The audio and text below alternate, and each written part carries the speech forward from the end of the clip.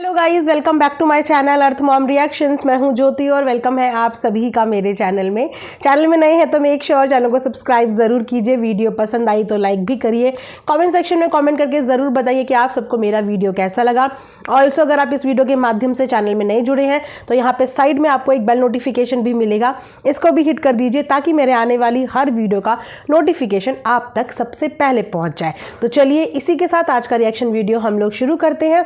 सो आज का reaction video हम बनाने वाले हैं छोटे राजकुमार के ऊपर, क्योंकि छोटे राजकुमार आजकल बढ़कर मतलब बड़ा बड़ा कंटेंट हमें दे रहे हैं।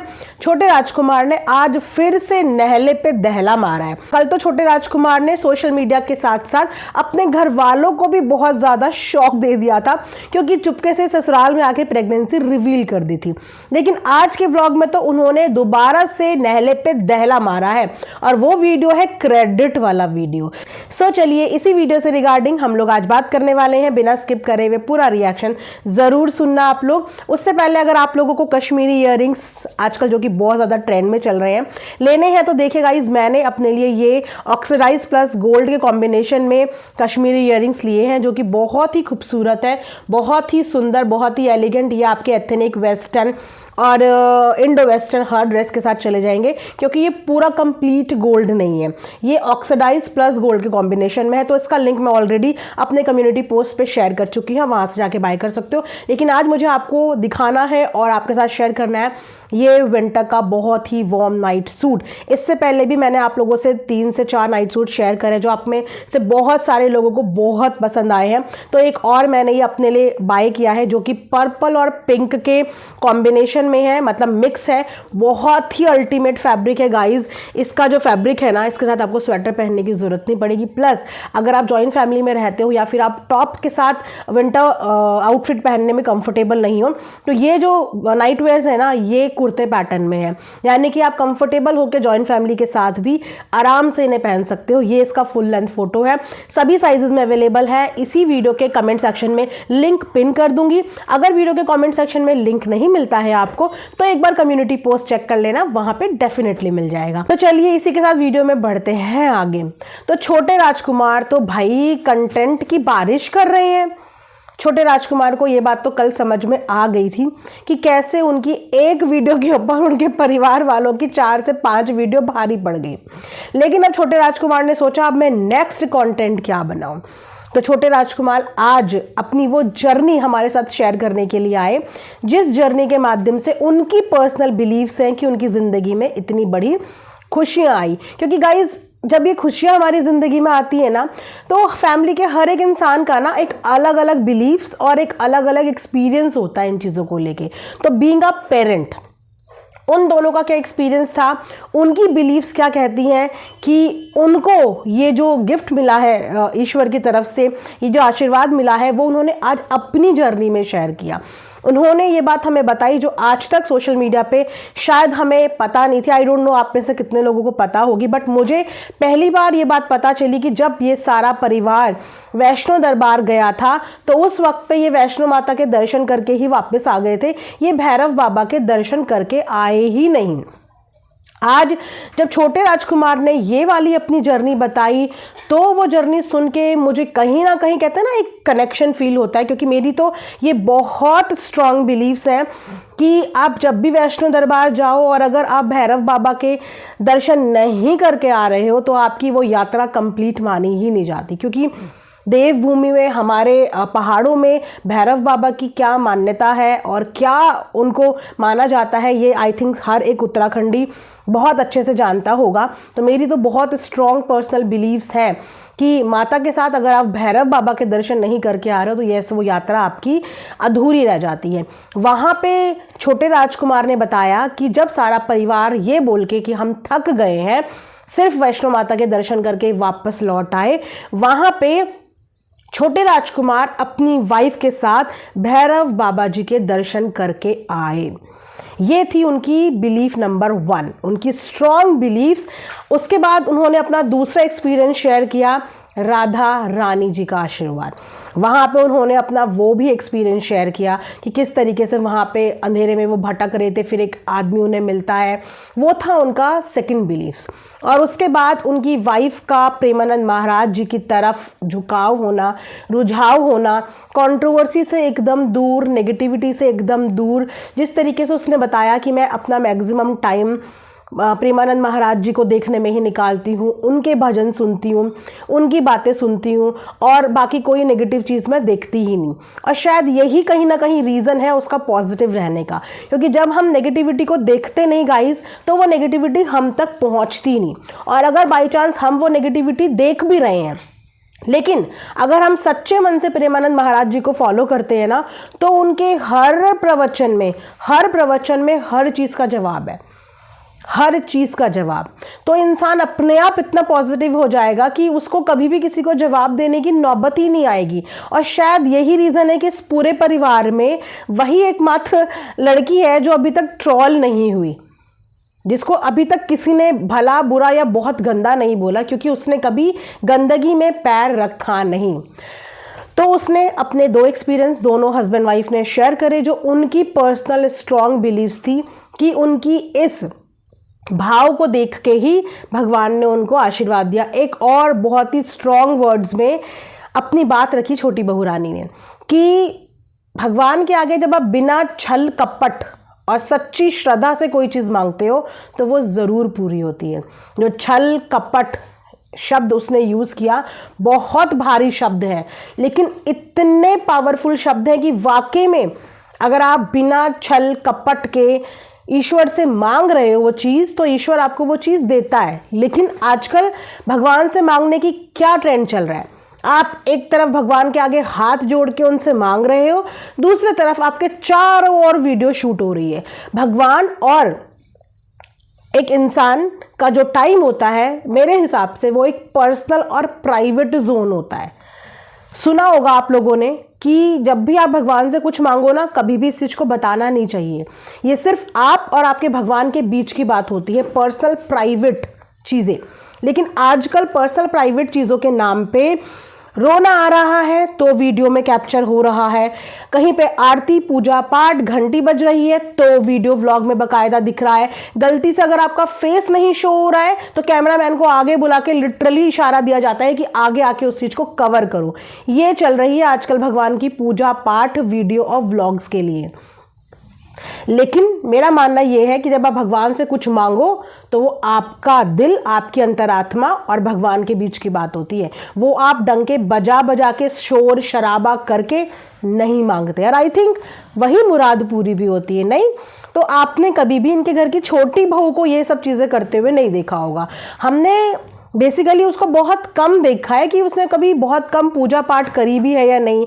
जब भी पार्टिसिपेट किया है तो अपनी सास के साथ किया है या फैमिली में किया है।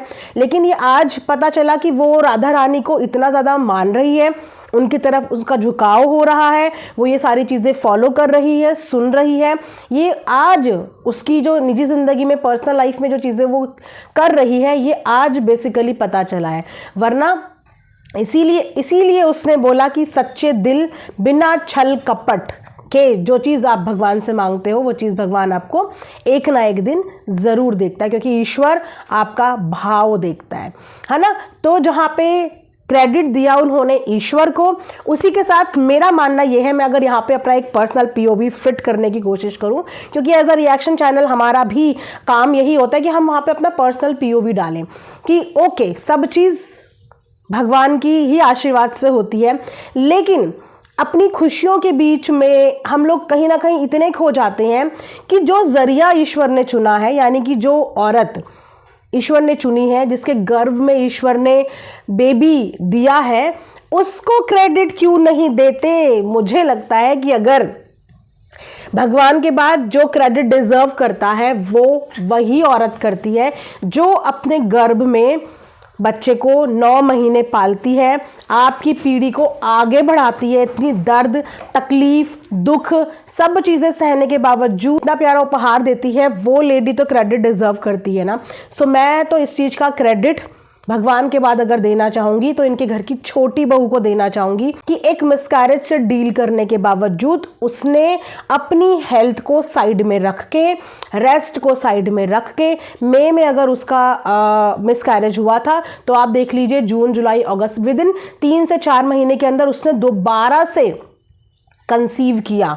वो चाहती तो वो भी अपनी बॉडी को टाइम देती, एक लंबा रेस्ट ले सकती थी, अपने काम पे वो भी फोकस कर सकती थी, लेकिन शायद उसका मन माँ बनने का था, इसीलिए उसने ज़्यादा रेस्ट भी नहीं लिया और विद इन 4 महीने के अंदर वापस से कंसीव करने की सोची।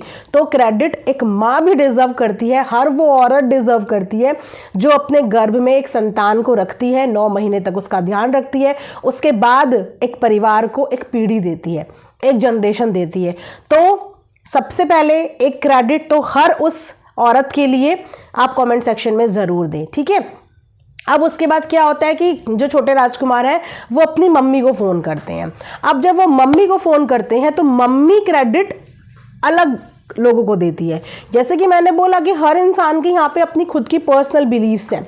जो वुड बी पेरेंट हैं, छोटे राजकुमार और उनकी वाइफ, उन्होंने किसी और चीज़ को क्रेडिट दिया क्योंकि उनका वहाँ से एक्सपीरियंस उन्हें पॉजिटिव लगा। लेकिन आंटी जी के हिसाब से आंटी जी ने क्रेडिट दिया पितरों को, कि पितरों का जो पितृपक्ष की उन्होंने पूजा रखी थी, उस पितृपक्ष की पूजा का प्रसाद जो खाया था, उस प्रसाद का जो भी उस प्रसाद को खाता है उसका गोद जो है भरती ही भरती है।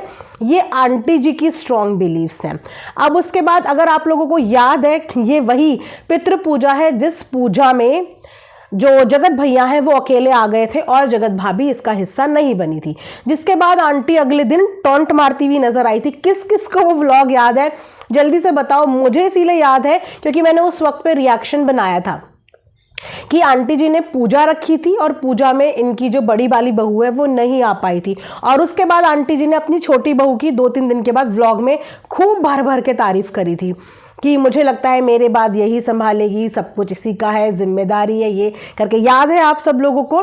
तो आंटी की स्ट्रॉन्ग बिलीव्स ये है कि मैंने पितृ पूजा करी थी और ये मुझे उसका फल मिला है, और जैसे कि वो माँ दुर्गा को मानती हैं तो उनकी बिलीव्स उस तरफ जा रही है। तो परिवार के हर एक इंसान की अपनी अपनी स्ट्रॉन्ग बिलीव्स हैं, जिन स्ट्रॉन्ग बिलीव्स का दोनों ने जिक्र किया। लेकिन मैं अगेन यही बोलूंगी, ईश्वर में बिलीव्स रख रहे हो वेल एंड गुड, लेकिन जो लेडी माध्यम है, चाहे वो किसी की बहू है, चाहे वो किसी की भाभी है, चाहे वो किसी की पत्नी है, चाहे वो किसी की देवरानी है, उसका इस समय पे सबसे ज़्यादा ध्यान और सबसे ज़्यादा उसी को आप लोगों को तवज्जो देनी पड़ेगी, क्योंकि उसको ईश्वर ने माध्यम बनाया है। और अगर उसको माध्यम बनाया है तो उसका ध्यान रखने की जिम्मेदारी परिवार के हर एक इंसान की है। अब आप ये देखिए कि वो अपने मायके आई हुई है और मायके का बैकग्राउंड देखिए, कितना पॉजिटिव बैकग्राउंड।